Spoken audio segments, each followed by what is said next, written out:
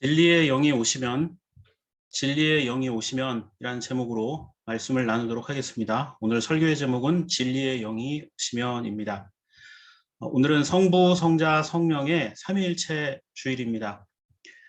그래서 오늘 잠언 말씀을 통해서 우리를 구원하시는 성부 하나님에 대해, 그리고 로마서에서 하나님과 평화를 누리도록 하시는 성자 예수 그리스도에 대해, 끝으로 요한복음에선 진리의 성령께서 어떻게 우리를 도우시는지에 대해서 이 삼위일체 하나님에 대한 부분들을 살펴보도록 하겠습니다. 1647년, 그러니까 지금으로부터 375년 전에 작성된 장로교의 교리문답인 웨스터민스터 소교리문답이 있습니다. 모두 107개의 묻고 답하는 형식으로 이루어진 신앙에 관한 해설입니다. 짧은 해설이기 때문에 기초 과정이라 할 수 있고, 그래서 어린이와 초신자들을 대상으로 교육할 때 사용을 합니다. 그리고 1년 뒤인 1648년 소교리 문답보다 더 많은 196문답으로 이루어진 대교리 문답이 완성됩니다. 좀 긴 해설을 하고 있고 심화 과정이라고 볼 수 있으며, 목회자라든가 장년 성도를 대상으로 교육을 할 때 해설을 하게 됩니다. 요즘 우리나라 교회에서 제자 훈련이다, 또 다양한 성경 공부다 해서 여러 가지 배움의 과정들이 있는데, 그 모든 교육의 기본 뿌리가 이 교리 문답에 있다고 할 수 있습니다. 우리 교회도 코로나 이전에 예배 모범과 소교리 문답을 짧게 공부했었는데, 앞으로 다시 이런 과정들에 대해서 함께 예배 시간이나 또 예배 이후의 어떤 시간들을 통해서 배워가는 그런 시간들을 가져보려고 합니다. 우선 기초라 할 수 있는 교리문답의 가장 기초, 그것은 쉽지만 가장 중요한 원칙을 우리에게 제시해 주죠. 그래서 첫 번째 질문이 이렇습니다. 사람의 제일 되는 목적은 무엇입니까?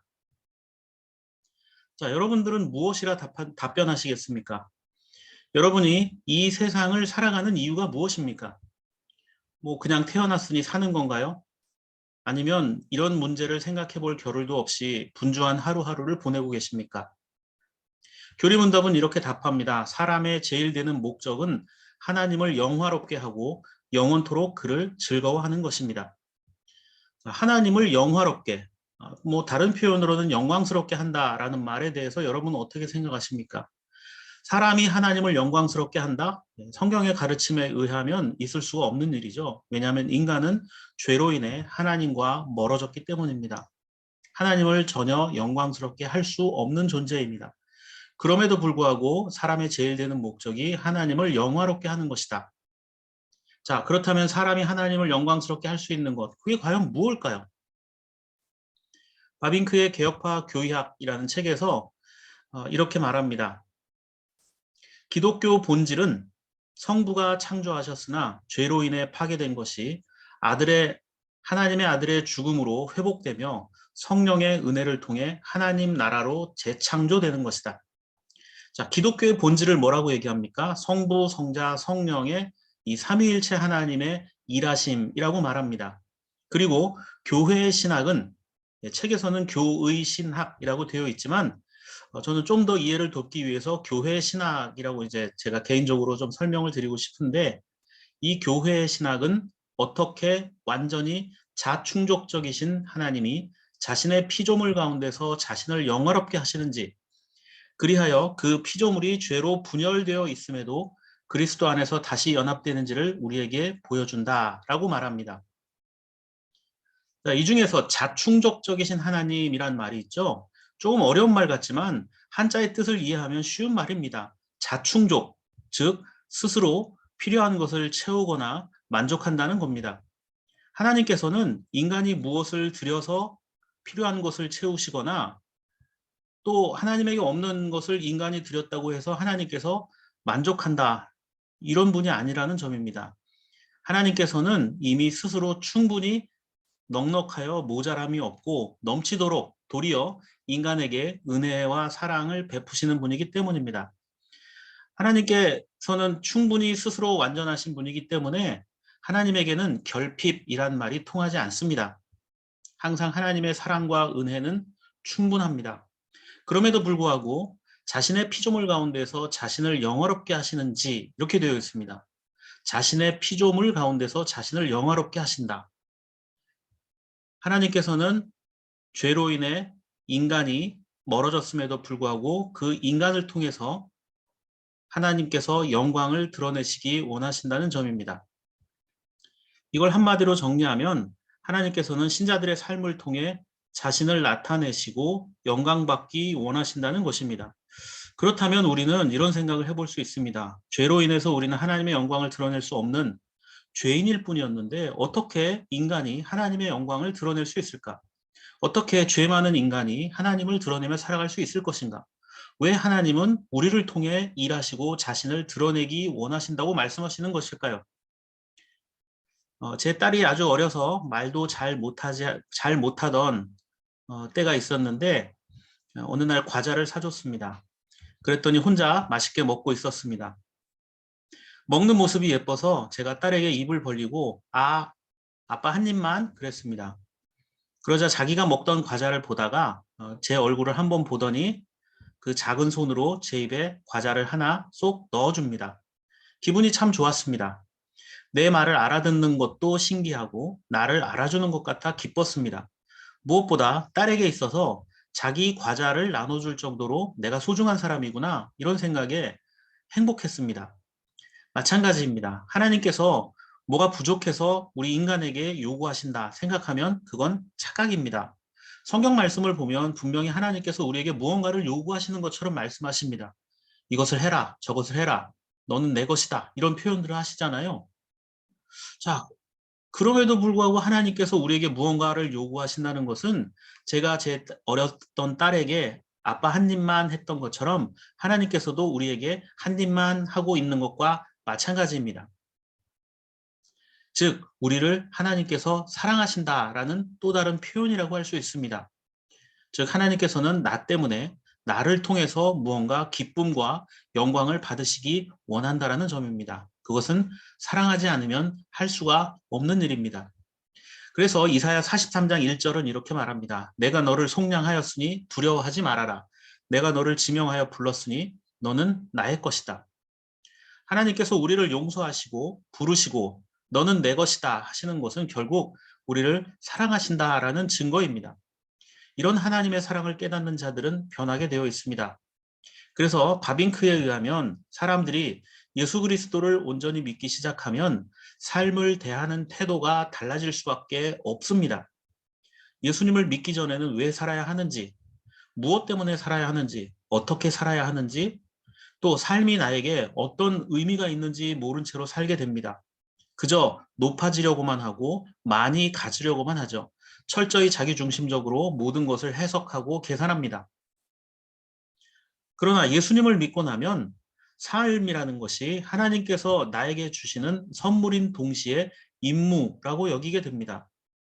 여러분이 매일 만나는 사람과 일이 있죠. 가깝게는 가족부터 또는 일터에서 또는 우리의 삶의 과정에서 만나는 그런 사람들이 바로 선물입니다. 또한 더불어 살면서 그들의 필요를 돕는 것이 임무이기도 합니다.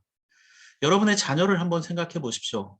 하나님께서 우리에게 주신 선물인 동시에 또한 우리는 그 자녀를 돌봐야 할 의무가 있습니다. 그래서 삶 속에서 만나는 사람들, 대표적으로는 자녀가 선물인 동시에 임무이겠지만 우리 삶의 다양한 영역에서 우리는 하나님께서 주시는 선물과 임무를 부여받게 됩니다. 단, 그러한 일들을 할 때에는 구별과 차별이 없어야 합니다. 첫 번째 본문인 잠언 8장 1절부터 4절 말씀을 보십시오. 이 잠언 말씀은 지혜와 명철을 의인화합니다. 물론 여기서 말하는 지혜와 명철은 장차 오실 그리스도를 상징적으로 보여주는 것이기도 합니다. 지혜나 명철이라는 말 대신에 그리스도로 바꿔보십시오. 그러면 이 말씀이 조금 더 이해가 쉬울 수 있습니다. 지혜가 사람들을 부르는 모습을 보십시오. 어떤 차별이나 차이가 없습니다. 2절 말씀은 지혜는 높은 곳이든 거리 한복판이든 구별하지 않습니다. 3절에서는 마을 입구나 여러 출입문에서 외치며 모든 사람에게 이야기를 합니다. 4절에서는 내가 너희를 부른다 이렇게 되어 있죠. 그렇습니다. 하나님께서는 어디서나 누구든지 차별하지 않고 불러주시는 분입니다. 그래서 오늘 내 삶에 다가오는 사람이나 삶의 재료가 무엇이든 그것이 하나님의 부르심과 선물이라는 사실을 고백할 수 있는 사람이야말로 참된 그리스도인이라 할 수 있습니다. 31절 말씀을 보면 초반에 말씀드렸던 교리문답의 답변과 같은 말을 볼 수 있습니다. 잠언 8장 31절을 보면 그분이 지으신 땅을 즐거워하며 그분이 지으신 사람들을 내 기쁨으로 삼았다. 자, 그분이 지으신 땅, 그것은 우리가 살아가는 곳이고 우리의 가정이나 일터가 될 수도 있고 때로는 그 땅에 내 마음에 들지 않는 사람이나 장소가 될 수도 있습니다. 나를 불편하게 하거나 내가 피하고 싶은 곳이 될 수도 있습니다. 그럼에도 불구하고 하나님이 지으신 땅을 즐거워하라. 그 말은 그 땅에 존재하는 모든 영혼들이 바로 하나님께서 가장 기뻐하시는 존재라는 사실입니다. 그 가운데는 물론 내가 포함되어 있습니다. 그리고 우리가 이 땅에 살아가는 동안 다른 이들과 함께 어울려 살아가는 것 또한 큰 기쁨임을 고백할 수 있어야 합니다. 그래서 믿음의 사람들은 매일 반복되는 일상의 삶이 축복임을 깨닫고 지혜가 모든 사람을 부르듯이 누구와도 통할 수 있는 상식적인 사람이어야 합니다. 그러나 하나님의 영광을 드러내지 못하는 순간도 있습니다. 우리가 명백한 어떤 범죄를 저지르고 불경스러운 행동을 해야 하나님의 영광을 가리는 것이 아닙니다. 겉으로 보기에는 참 선한 사람 같고 좋은 사람 같습니다. 교회 안에서는 믿음의 사람으로 반듯하게 세워진 것 같습니다. 그러나 실제 삶의 자리에서 하나님의 영광을 드러내지 못하는 경우를 종종 볼 수가 있습니다. 강릉에서 개척 목회를 하면서 택배와 대리운전을 하시는 박종배 목사님이란 분이 있는데 이분이 쓰신 네 고객님 대리운전 목사입니다 라는 책이 있습니다. 목사님께서는 생계 때문에 어쩔 수 없이 개척교회를 같이 하다 보니까 생계를 위해서 대리운전을 하게 되었지만 그 일을 통해서 성도들이 얼마나 고생을 하고 있는지 또 하나님께서 이러한 삶의 일터의 자리에서 어떻게 은혜를 베풀어 주시는지 그 과정들에 대해서 담담히 설명을 하고 있습니다. 자, 대리운전을 시키는 사람들은 대부분 술을 마신 사람들입니다. 몸이 아파서 대리운전을 부를 수 있지만 거의 술을 마신 사람들이 대리운전을 부르게 됩니다. 대리운전을 하다 보면 여러 사람들을 만나게 되죠. 목사라는 것을 밝히지 않아도 그 사람들의, 그 손님들의 이야기를 듣다 보면 또 그들의 행동을 보면 교회를 다니는지 아닌지 알 수 있다고 합니다. 그러면서 어느 날 술에 취한 고객을 태우고 운전해 가는데 갑자기 뒷자리에 앉아있는 고객이 술에 취해 찬양을 부르더랍니다. 구성진 찬양을 이렇게 반복해서 부르기를 시작했는데 목소리를 들어보니 평소 알고 있었던 장로님이었다는 겁니다. 그래서 이 목사님은 앞에서 운전을 하시고 장로님은 뒤에서 술에 취해 노래를 부르시고 찬양을 부르시고 참 낯설은 광경이 펼쳐지고 있는데 운전을 하던 목사님께서 이제 찬양이 끝날 무렵 이제 목적지에 도착하게 되자 술도 거나하게 드신 장로님이 뒤에 이렇게 쫙 비스듬히 쓰러져 있는 그 장로님을 향해서 목사님께서 아는 척을 하셨습니다. 장로님, 요즘 사업이 힘드신가 봐요. 이렇게 물어보셨답니다. 그러자 뒷자리에 앉았던 장로님이 깜짝 놀라서 누구십니까? 하더니 제가 누구누구 목사입니다 하니까 반듯하게 고쳐 앉고 죄송하다고 하면서 헌금을 드린 게 아니라 현금을 지갑에서 꺼내 팁으로 6만 원을 주시면서 이런 이야기를 하셨다는 겁니다. 목사님, 이런 추한 모습 보여 죄송합니다. 신앙으로 이 고난을 이겨내야 하는데 비즈니스가 이게 술이 안 들어가면 맹숭해서 못 마시는 술 한잔 했습니다. 라고 했다는 겁니다. 그리고 교회에는 절대로 비밀로 해달라 이렇게 부탁을 했다는 겁니다. 비밀로 해달라. 왜 비밀로 해달라고 했을까요? 알려주면 안 되겠죠. 그럴 수 있습니다. 여러분, 사업을 위해서 이런저런 이유로 그럴 수 있죠. 술 마시는 것이 무슨 문제가 되겠습니까? 그런데 혹시라도 나중에 누군가 장로라는 직분을 가진 것을 알게 되면 이분이 어땠을까요? 아마 장로 직분은 해서는 안 되는 일을 하고 있었기 때문에 부끄러워했던 것은 아닐까요? 비밀로 해달라는 건 본인도 무언가 부끄러운 일을 하고 있었기 때문이 아니겠습니까? 그런데 대리운전을 하는 목사님께서 놀랍게도 이게 무슨 운명의 장난처럼 다음 날 또 그 장로님을 만났다는 겁니다. 이번에도 장로님께서는 열심히 설명을 하더랍니다. 사업이라는 게 뭐 하루 이틀이 되는 게 아니고 어제 처음 마시고 오늘 또 어쩔 수 없이 마셨다. 이렇게 뭐 묻지도 않았는데 운전하는 내내 그 설명을 하더랍니다. 그리고 또 내려서 이번에도 팁을 5만 원 정도 주셨다고 합니다. 이틀 동안 대리기사를 불렀는데 우연찮게 같은 목사님한테 두 번 만나서 10만 원 넘는 팁을 드리게 되었어요. 그러면서 이 장로님께서 이렇게 말하더라는 겁니다. 뭔가 민망했던지 만약에 제가 또 목사님을 만나면 제가 다니던 교회에 옮겨서 목사님 교회로 가라는 하나님 뜻으로 받아들이겠습니다. 맹세합니다, 목사님. 자, 이것을 일종의 이 목사님께서는 금주 선언으로 받아들이셨습니다. 아, 앞으로 장로님 이제 만날 일이 없겠구나. 예, 실제로 대리 운전을 하면서 이 장로님을 이제는 볼 수가 없었는데, 자, 그렇다고 해서 이 장로님이 비즈니스를 안 하고 있을까요? 예, 그렇지 않습니다. 나중에 알고 보니 이 목사님이 속해 있던 대리 회사를 빼고 다른 대리 기사들이 있는 회사를 이용하고 있는 걸 알게 되었다고 합니다. 아, 장로님께서는 어쩔 수 없는 비즈니스를 계속 하셨을지도 모릅니다. 예, 제가 개인을 비난하는 것이 아니라요. 자, 우리가 교회의 어떤 직분을 가지고 하면은 안 된다라는 걸 다른 사람도 아니고 본인이 더 감추고 싶어 한다. 그렇다면 뭔가 하나님의 영광을 가리고 있다는 걸 본인이 더 잘 알고 있는 게 아니겠습니까? 오늘 두 번째 본문인 로마서 5장 1절에서 5절 말씀을 보면 사도 바울이 믿음의 사람들이 이 세상에서 살아가는 이유에 대해서 설명을 합니다. 1절과 2절을 보면 이렇게 돼 있어요. 그러므로 우리는 믿음으로 의롭다 하심을 받았으므로 믿음으로 의롭다 하심을 받았으므로 우리 주 예수 그리스도로 말미암아 하나님과 더불어 평화를 누리고 있습니다. 우리는 또한 그리스도로 말미암아 지금 서 있는 이 은혜의 자리에 나오게 되었으며 하나님의 영광에 이르게 될 소망을 품고 자랑을 합니다. 이렇게 이야기합니다. 그렇죠. 우리는 믿음으로 의롭다 하심을 받았습니다. 우리의 비즈니스가 성공해서 우리의 어떤 땀과 눈물이 통했기 때문이 아니라 예수 그리스도로 말미암아 우리는 하나님과 평화를 누리고 있는 겁니다.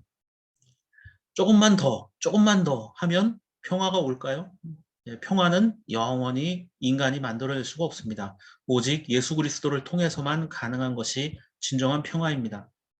자, 주님과 함께 이렇게 살고 있는 자들, 그렇게 믿음 안에서 거하는 자들은 바로 지금 서 있는 그 자리에서 2절 말씀처럼 지금 서 있는 그 자리가 은혜의 자리, 믿음의 자리가 된다라고 설명하고 있습니다. 인간은 자신의 부끄러움을 감춘다고 해서 의로운 사람처럼 보이려 한다고 해서 아무리 애를 써도 하나님 앞에 그 부끄러움은 감출 수가 없다는 것입니다. 2절 말씀처럼 예수님 때문이라면 우리가 서 있는 곳이 어느 곳이든 믿음의 자리가 되어야 하고 하나님의 영광을 드러내는 소망의 장소가 되어야 한다는 겁니다. 하나님께서는 우리의 삶을 통해 그것을 드러내기를 원하신다는 점입니다. 그래서 3절, 4절 보면 바울은 한술 더 떠서 이런 말을 하죠.